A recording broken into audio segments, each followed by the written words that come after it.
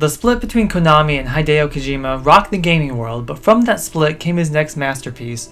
After years of teasing us with questionable footage with no explanation and one of the most anticipated, most unusual walking simulators ever, Death Stranding was released in 2019 and split people between it being the best game they ever played or one of the most lackluster ones. But honestly, there's so much more to this game than walking.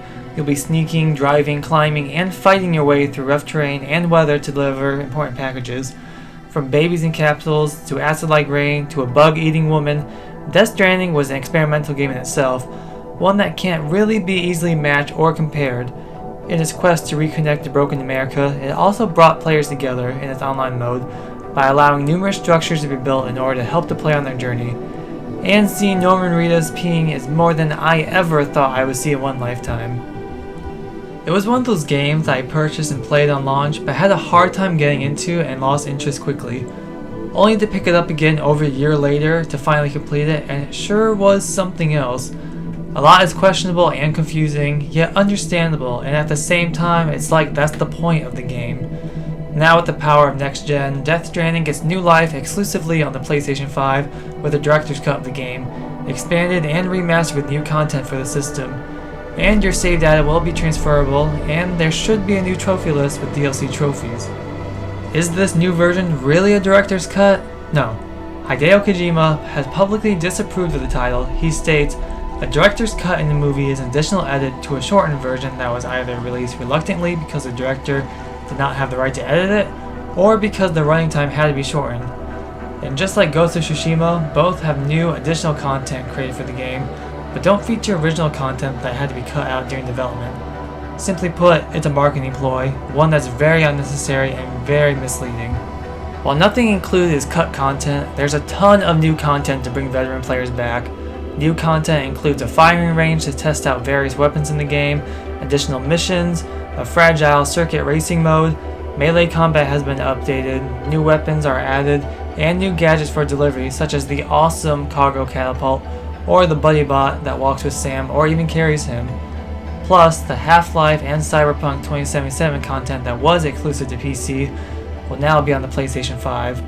And all of this content isn't tacked on like other re-releases. It's supposed to be woven into the game and should provide hours of extra playtime for a fresh experience. When the game releases, there will be two editions you can purchase from. There's the standard edition that has a physical release and a digital one for $49.99.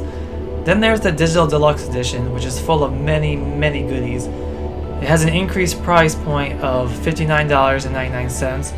Included is the director's cut of the game, gold and silver color options for the BB pod, Sam's suit and power gloves, new in-game backpack patches, digital mini art book and a digital soundtrack, and a 6-piece avatar set based on the characters with art designed by longtime collaborator Yoji Shinkawa, whose style is most recognizable on the Metal Gear series.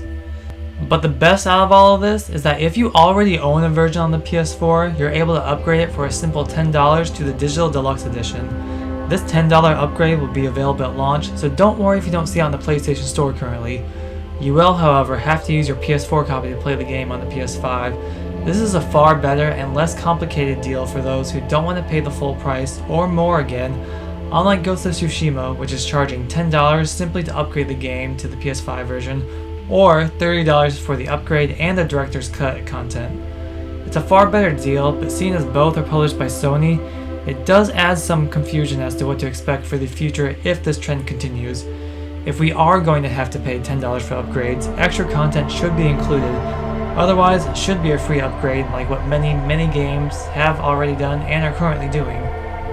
Even with this re-release, Death Stranding won't be one of those games that easily attracts a large audience, but if you're willing to put the effort, time, and work into the story, you'll find yourself hooked into this unique, alternative world, and with the new director's cut of the game's world will be even better. Are you going to take another trip in Death Stranding, or was once enough for you? Maybe it'll be your first time. Let me know in the comments, and please like, subscribe, and ring that bell. I put out new videos every week. Thank you so much for watching, and I'll see you in the next video.